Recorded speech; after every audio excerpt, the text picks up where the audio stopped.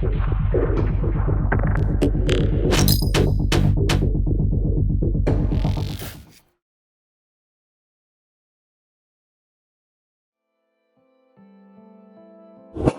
сегодняшний день вокруг Средиземного моря, Черного и Азовского морей существует более 30 государств и непризнанных территорий.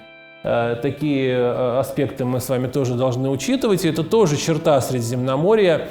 Этот регион, как вы видели из исторических карт, очень многослоен. Множество культур и цивилизаций тысячелетиями наслаивались здесь друг на друга. Поэтому четко определить, чья же там та или иная земля, за кем ее признать, это объективно очень серьезная проблема. И я хотел бы вот об этом, на этой теме остановиться поподробнее. Те, на самом деле, несколько слов, которые мы сказали о Средиземноморье, о принадлежности Крыма и Севастополя, могут нам помочь ответить на один очень важный вопрос, который вот мучает, не нас с вами, для нас все понятно и известно, а чей же, собственно, Крым и чей же Севастополь? И каковы основания сомневаться в том, что он российский? Никаких оснований в этом деле нет, потому что исторически, цивилизационно Крым и Севастополь являются точкой соприкосновения держав материковых и народов и культур морского происхождения. И причем со стороны Евразии к Крыму, к Севастополю выходили не только степные народы, не только русский, российский народ, Российская империя, но и, допустим, варяги-норманы с севера. То есть это некое солнечное сплетение, соединение морских континентальных влияний. С другой стороны, греки, римляне, еще когда-то до них финикийцы. И это все говорит только о том, что владеть Крымом, Севастополем, контролировать его, должным образом развивать, встраивать в цивилизационную структуру современного человечества может только государство, которое само по себе является синтезом всех этих начал.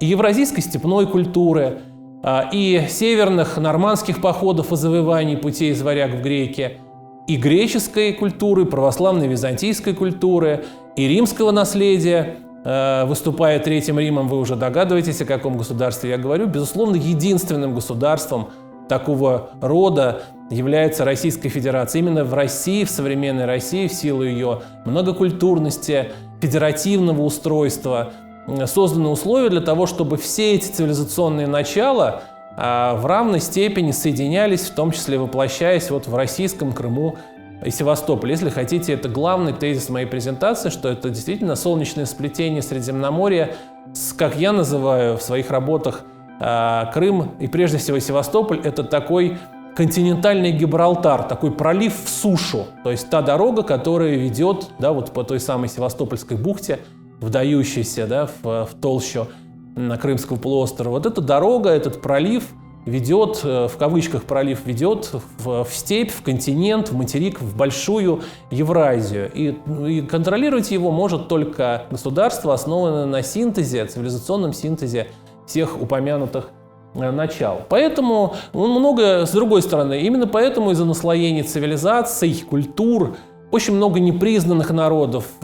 Абхазия, Каталония, территория, которая занимает современный Израиль, оккупированный так называемой Израилем территории, Турецкая республика Северного Кипра, Донецкая и Луганская народные республики, которые непосредственно примыкают к Азову. Это все регионы, типично средиземноморские регионы, которые испытали на себе многократное наслоение различных цивилизационных начал.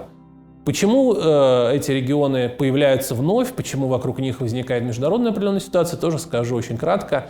В том числе потому, что Средиземноморский регион в силу своей геополитической структуры очень проводимый для зарубежного, внешнего, внерегионального влияния. То есть, с одной стороны, цивилизационное наслоение, а с другой стороны, много внешних дестабилизирующих факторов.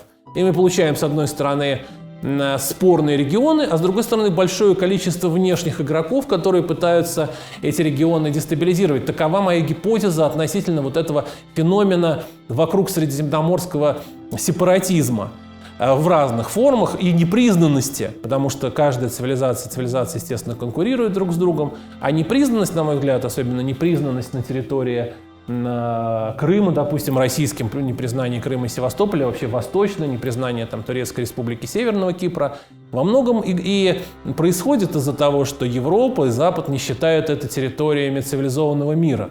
Грубейшая ошибка, потому что цивилизованный мир оттуда в Европу и пришел. Именно, допустим, те же арабы сохранили для Европы греческие тексты, греческие писания, а монголы, как я говорил в своей лекции, принесли в Европу то, чего она на тот момент не знала. Итак, это около 30 государств и территорий.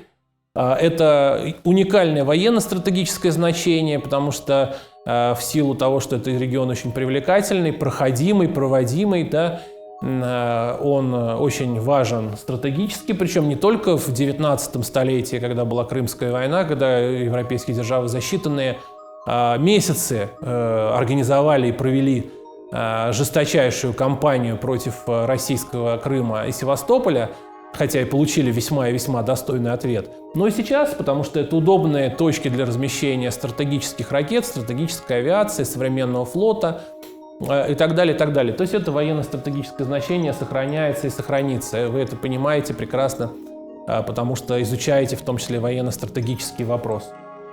Это, конечно, уникальные транзитные возможности. Это возможности экономики по перевозке товаров, по транспортировке их из одних регионов в другие. Это средоточие ресурсов. Это регион, к которому примыкает Ближневосточный регион, крупнейший нефтяной бассейн. Это крупнейшие биоресурсы, рекреационные ресурсы, то есть место, где очень удобно и комфортно отдыхать. И, наконец, это очень важно для понимания того, где мы с вами находимся. Современное Большое Средиземноморье – это лаборатория глобализации. То есть то место, где различные культуры и народы сегодня в современном мире, в условиях современных коммуникаций, современных средств технических, которые есть, мобильной связи, гаджетов, соцсетей, мобильных приложений, учатся жить вместе, учатся создавать какие-то модели сосуществования, которые подходят для современных условий глобального развития, я бы так сказал. И вновь, вот здесь вы видите карту и перечисление государств и территорий Большого Средиземноморья, которые мы выделяем в Институте общественных наук и международных отношений Севастопольского государственного университета. Вот здесь 30 государств отмечено. Вот современная карта Большого Средиземноморья выглядит примерно так. И у разных государств разное количество побережья, да, и, в принципе, много государств отдельных существует. Сейчас гораздо более пестрая картина, чем в эпоху Персидской империи, Римской империи, Османской империи или Монгольской империи. Но, тем не менее, вот множество государств, развитых государств современного мира находится вокруг Средиземноморского региона. Вот еще один уже такой вот связанный с современностью, переходя даже от современности, от современного состояния Большого Средиземноморья к его будущему развитию. Хотя, как вы видите, опять вы видите, да, красная ось, которая в данном случае несколько севернее проходит. Ну вот, допустим, зеленая ось, новый Евразийский сухопутный мост, да, на этой карте сказано, практически проходит Евразию по тем границам, которые существовали в эпоху океана Неотетис. Ну, будем считать, что это просто совпадение. Дело, конечно, не в этом. Дело в том, что Средиземноморье – это, с одной стороны, важнейшая, безусловно, часть, морская часть, но лишь часть евразийских транспортных путей и коридоров ближайшего будущего. Конечно, коммуникации на протяжении истории очень сильно менялись. В эпоху до великих географических открытий можно было говорить о линейных коммуникациях, то есть разных путях, там, шелковых путях, путях из варяг в греки, в частности, вокруг которого возникла Древняя Русь, различных других путях караванов, в том числе и через пустыни. Потом возникло, вот вы видите, морской шелковый путь, это показывает, так называемые циркулярные, как говорят исследователи, коммуникации, то есть уже не линейные, а вокруг огибающие полуострова, целые материки. А в дальнейшем, в 19-20 веке, возникли уже сферические коммуникации, то есть коммуникации которые охватывают, ну, естественно, и воздушный флот, и космические возможности человечества, которые охватывают сферические, не привязанные к географии вообще. Но мы, тем не менее, находимся на Земле, мы ходим в море, мы отдыхаем около моря, все равно остаемся людьми, детьми той самой цивилизации, которая развивалась в Средиземноморье на протяжении, как мы увидели, тысяч лет в качестве современной цивилизации, а геологически и климатически десятки миллионов лет.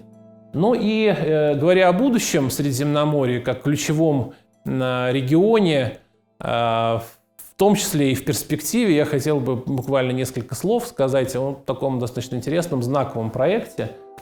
Это проект, в соответствии с которым установка, расположенная в Московской области, в ближайшее время запустит пучок нейтрино в Средиземноморье, в Средиземноморский регион, и они будут улавливаться с точки зрения специального устройства, детектора нейтрино, который установлен на дне Средиземного моря, такая распределенная сеть нейтрино. Таким образом, конечно, это могло быть и не Средиземноморье, хотя то, что это расположено в Средиземноморье, показывает, что именно здесь наиболее развитые коммуникации, здесь наибольший шанс все это построить.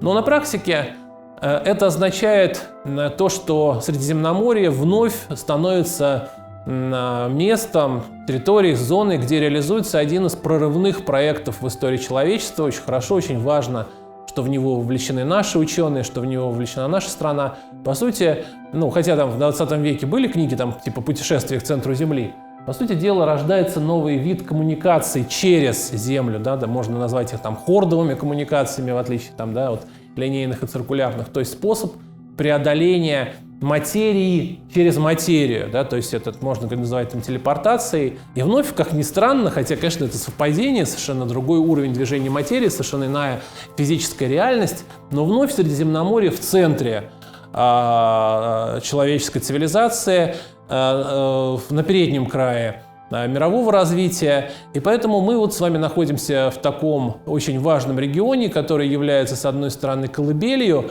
а с другой стороны, местом, где реализуются до сих пор наиболее зрелые прорывные проекты, как в плане технологий, собственно говоря, материальных, так и в плане технологий человеческого общежития. Я говорил выше о лаборатории глобализации. Место, где люди учатся жить вместе, представители разных культур, народов и цивилизаций.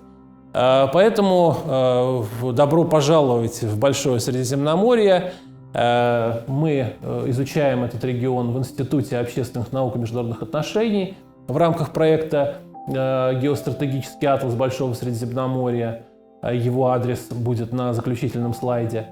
Сайт нашего института, как мы называем его, Институтом Большого Средиземноморья, Институт общественных наук и международных отношений. И мы приглашаем вас в это путешествие, мы приглашаем вас в это погружение, в хорошем смысле, в Большое Средиземноморье. Спасибо за внимание, хорошего путешествия.